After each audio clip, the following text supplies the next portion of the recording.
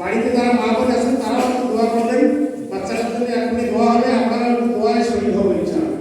যেমন মাইকে দোয়া করবেন আপনারা দোয়া শুরু করবেন ইনশাআল্লাহ। এখন বাচ্চারা দস্তাবন্দি হচ্ছে, আমরা দিন থেকে খুশি হই যদি আমাদের ঘরেও আল্লাহ বাচ্চা হাফিজ কোরআন করে।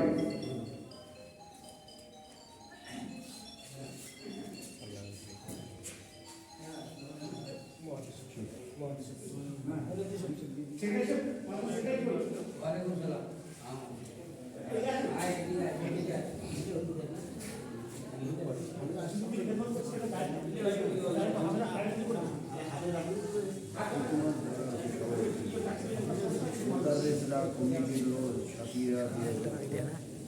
ভাই আমি সব চার সাথী দিয়ে সাথে এসে একটু হাত লাগান।